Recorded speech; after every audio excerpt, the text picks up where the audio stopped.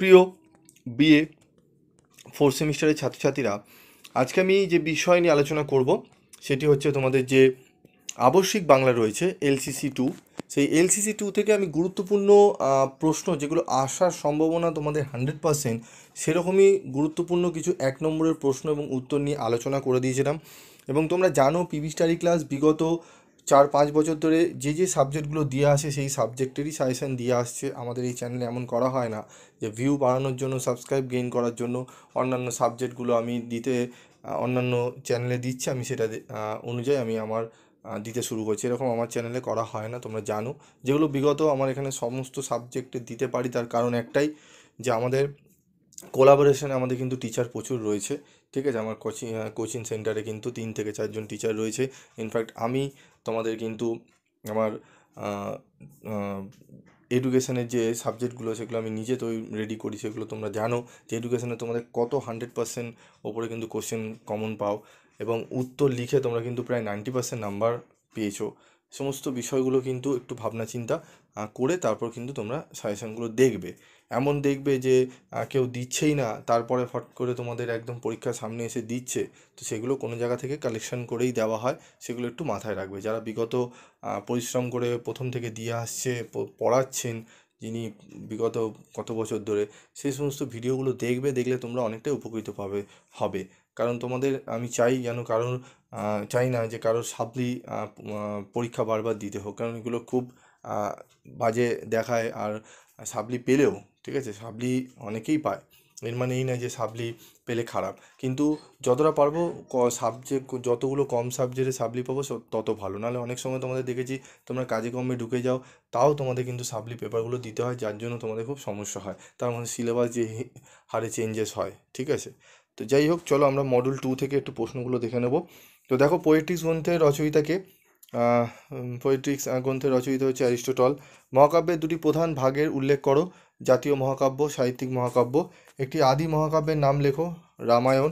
গীতি কবিতা বলতে কী বোঝো? ব্যক্তিগত কল্পনার স্বতঃসারিত ভাব সাহসী হচ্ছে গীতি কবিতা, ঠিক আছে। ভাবের যে উচ্ছ্বাস সেটি হচ্ছে গীতি কবিতা। ট্র্যাজেডি ও মহাকাব্যের একটি পার্থক্য লেখো।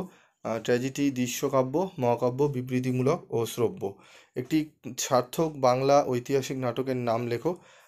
দ্বিজেন্দ্রলাল রায়ের শাহজাহান, গিরিশচন্দ্র ঘোষের সিরাজউদ্দৌলা। একটি সার্থক বাংলা সামাজিক উপন্যাসের নাম লেখো।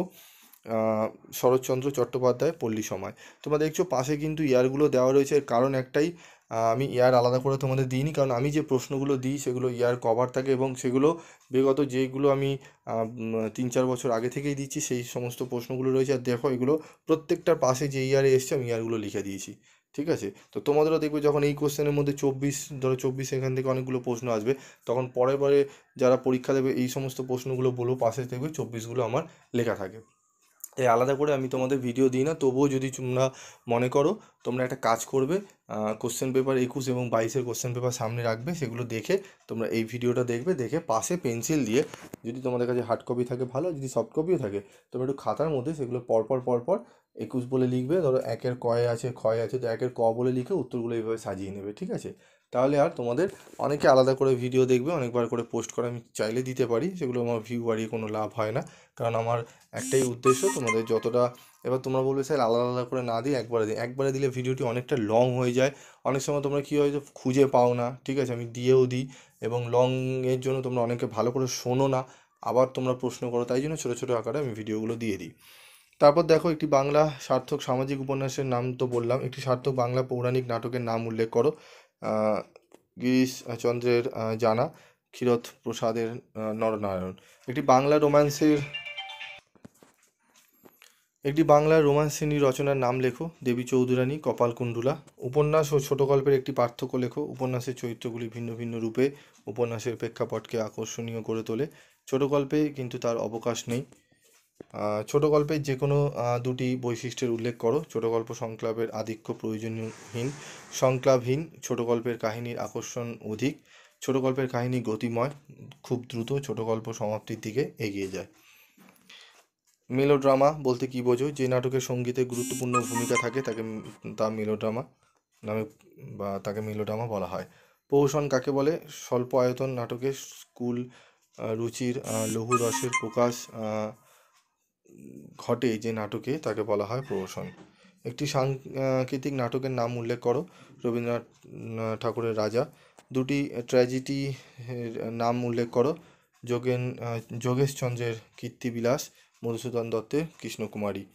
দুটি বাংলা কমেডি নাটকের নাম লেখো। দুটি বাংলা কমেডি নাটকের নাম হলো রবীন্দ্র হবে, ঠিক আছে, রবীন্দ্রনাথ ঠাকুরের চিরকুমার সভা এবং দীনবন্ধু মিত্রের জামাই বারিক।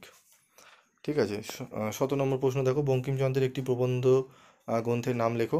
কমলাকান্তের দপ্তর। ঠিক আছে। তো মডেল 2 থেকে যে যে প্রশ্নগুলো অত্যন্ত গুরুত্বপূর্ণ আমি সেগুলো তোমাদের সামনে তুলে ধরলাম। 17টি প্রশ্ন আমি দিলাম। এই 17টি প্রশ্ন ভালো করে তোমরা করো। এখান থেকে অনেক প্রশ্ন তোমরা কিন্তু কমন পাবে, এবং তোমাদের যদি কমন ওইভাবে নাও দেয়, তোমাদের ঘুরিয়ে দিলেও তোমরা কিন্তু ঠিকঠাক ভালো করে পড়বে। আশা রাখবো তোমরা এখান থেকে অনেক প্রশ্নই তোমরা কমন কিন্তু পেয়ে যাবে। তোমাদের প্রত্যেকটা মডেল থেকে 5টি করে প্রশ্ন নেওয়া হয়। 5টি করে প্রশ্ন নিয়ে 3টি মডেল থেকে টোটাল 15 নম্বরের প্রশ্ন কিন্তু অ্যান্সার করতে হয়।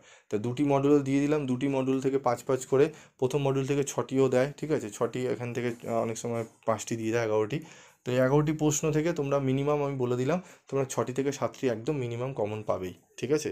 তো এগুলো ভালো করে করে নাও, এবং তোমাদের যদি একদম লাস্ট মিনিটের বাছাই করা প্রশ্ন দরকার পড়ে, তো অবশ্যই তোমরা আমাকে কমেন্ট বক্সে লিখে জানাবে, আমি তা তোমাদের সামনে তুলে ধরবো। আজকের মতো এইটুকুই। দেখা হচ্ছে পরবর্তী ভিডিওতে আমি তোমাদের মডেল 3 কোশ্চেন আনসারগুলো নিয়ে বলে দেবো, এবং তোমাদের কোন কোন সাবজেক্টের একদম শেষ মুহূর্তের বাছাই করা, মানে যে প্রশ্নগুলো আসার সম্ভাবনা 100%, সেরকম যদি কোশ্চেন সাজেশন চাও, অবশ্যই তোমরা কমেন্ট বক্সে লিখে জানাও। যেই সাবজেক্টে সব থেকে বেশি কমেন্ট হবে সেই সাবজেক্টে আমি আগে দেবো। তো আজকের মতো এইটুকুই।